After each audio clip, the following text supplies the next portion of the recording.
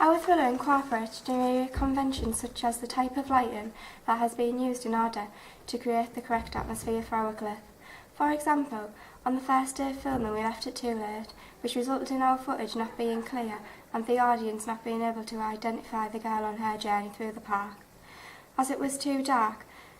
So we now knew for when we organised to refilm this scene that we needed to be earlier than the previous times before, in order to set up all the equipment and start filming at an appropriate time, to make sure our character was visible, but in also a dark atmosphere as well, to relate to the conventions of the thriller genre. Finally, when we went to refilm the park sequence, we made sure we had enough time to set up all the equipment, for it still to be light in order to make the character visible. We knew that if the lighting was too bright and we didn't end up with a darkened atmosphere, what we hoped for, then we could easily darken our footage when we uploaded it to the computer to edit it.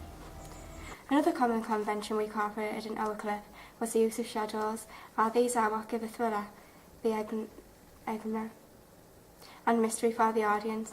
We use this technique particularly when carrying out the filming in the park sequence, as we wanted to create the effect that somebody was following the character.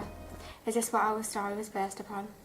Particularly when the filming sequence, when the character was making our journey to our friends, I think we picked the best location.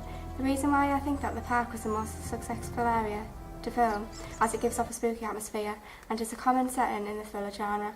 Another reason why I think that the park was a good setting is because of the surroundings, like the trees, as woods are known as a common location for thrillers. This is because they create a sense of being lost. Woods are also often isolated too, which creates a sense of fear and loneliness and that the characters might not ever find any help. The sounds we used within our product complemented the action, which was occurring well.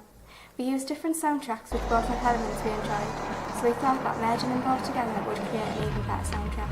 We used dramatic sound effects when the young girl turns around the corner, bumping into another person. This added more tension, which was needed.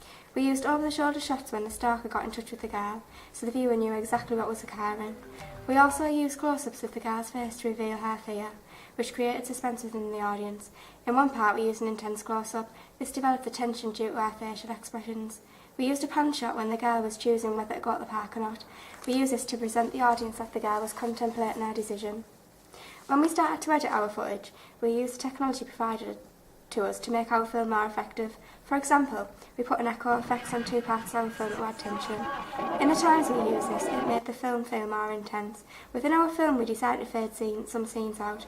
We used this to show development in time and change in location.